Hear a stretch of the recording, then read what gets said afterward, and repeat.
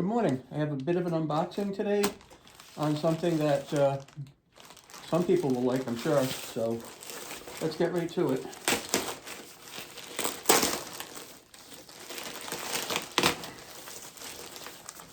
Now what I have here is new bags for my John Deere X320 lawn tractor.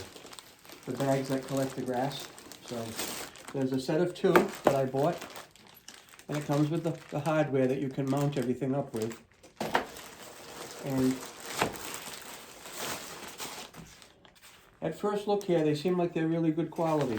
What has to happen now is I have to take the bags off my existing John Deere, and somehow you have to thread them in here somewhere. I'm not exactly sure where yet, but I certainly will find out and make a video on that.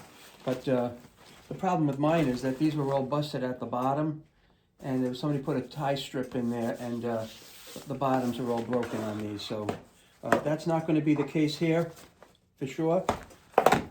2 new bags, all right? And, oh yeah, here it is. Here's where you're going to thread in.